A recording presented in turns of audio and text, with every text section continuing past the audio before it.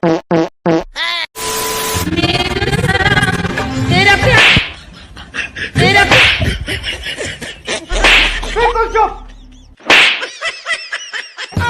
বন্ধুরা, welcome to my YouTube channel. আবে সালে, এই মনের ভিতরে অনেক দুঃখ রয়েছে, তোমাদের কি আর কমুরে ভাই। এই চৈত্রর ছেলে 100 টাকা দিয়ে তিন কেনা জাইঙ্গা কিনেছিলাম, অনেক শখ কইরা পরমু বইলা, কিন্তু এত গরম দিতাছে, এখানে লঙ্গি পইরাও জান বাঁচতাছে না, জাইঙ্গা পরমু কিভাবে? একটা পুরুষ মানুষের কাছে এর চেয়ে বড় সাজা কি হতে পারে বলতে পারে? তো আজকে আমরা এমনই একজন দিদিকে নিয়ে কথা বলবো, যাকে তোমরা রেল স্টেশনে, রাস্তাঘাটে, শপিং মলে কোথাও না কোথাও দেখেছো। তোমরা আবার এটা ভেবো না যে দিদি সব জায়গাতে ভিডিও করে বেড়ায়। দে না, আসলে দিদি আমাদের ইনস্টাগ্রামে রিলস বানায়। তাদেরকে কি জানি বলে, ইনস্টাগ্রাম ইনফো।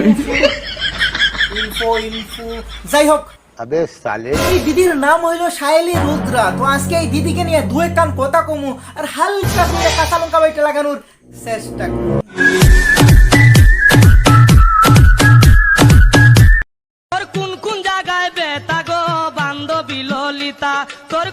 कर्म करो, भगवान से डरो। দিদি যেভাবে কলকাতার রাস্তায় ট্রাফিক থামিয়ে ভিডিও বানাইতেছে, বলতে হইব দিদির অনেক বড় না মানে বুকের ফাটা আছে, এই জন্যই তো ট্রাফিক থামিয়ে ভিডিও বানাইতেছে, তাও আবার কলকাতার রাস্তায়। আমার তো বড় এই গলির রাস্তায় এপার থেকে ওপারে যেতে গাড় ফেটে যায়, কখন না কোন গাড়ি এসে ফাঁসায় না মেরে চলে যায়।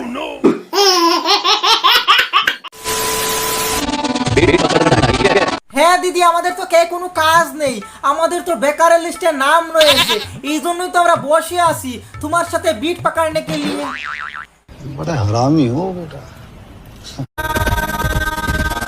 আমরা ছেলেরা যদি রেল স্টেশনে রাস্তায় ট্রাফিক থামিয়ে এরকম ভিডিও করি, তাহলে পেছনে মানুষ অনেক সমালোচনা করবে, কিন্তু এই দিদি যে রেল স্টেশনে রাস্তাঘাটে এইভাবে হাঁটতেছে, কেউ কিছু বলতেছে না। কেন বলতে পারো? আসলে দিদি আমাদের ময়দা মেখে এসেছে, দেখে তো ভালোই লাগতেছে, তাই না?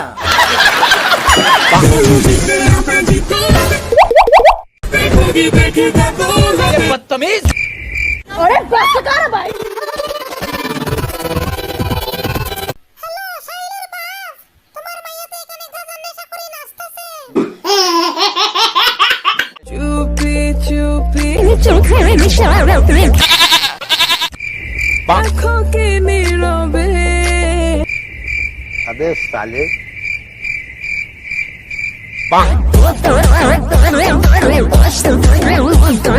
দাদু মনে মনে ভাবতেছে, আজ ঘুম থেকে উঠে কার মুখ দেখে কাজে আসলাম, এত শান্তিতে আমাকে জিনিস বিক্রি করতেও দিতেছে না।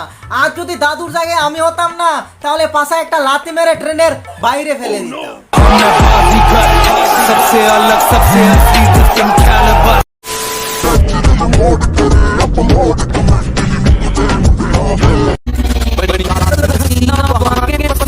এরা সামান্য ভিউজের জন্য সবকিছুই করতে পারে, কখনো রাস্তায় নেমে যায়,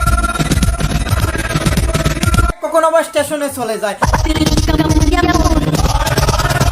বলতাছি দিদি, ভগবান বুদ্ধি দেয়নি তো কি হয়েছে, এখনো সময় আছে, এইসব আবার মার্কা ভিডিও বন্ধ করে মন্দিরের সামনে থালা নিয়ে বসে যাও, দেখবে অনেক টাকা ইনকাম করতে পারবে।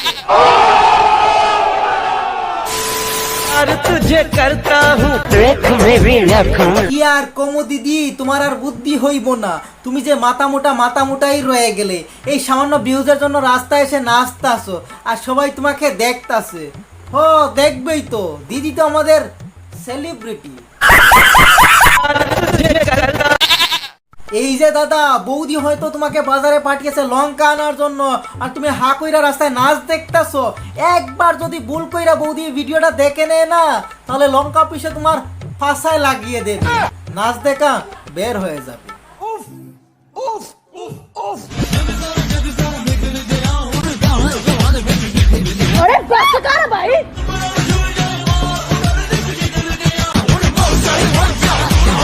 বলতাছি দিদি, সারাক্ষণ কি সস্তার গাজার নেশা করে থাকো নাকি?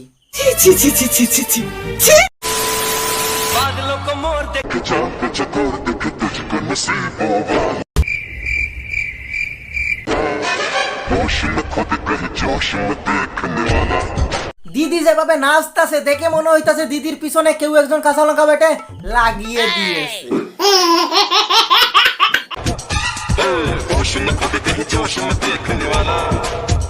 বন্ধ কর ভাই, আর ভাল লাগতেছে না এইসব দেখতে, মন করতেছে এখন লেবুর শরবত খাইয়া মইরা যাই।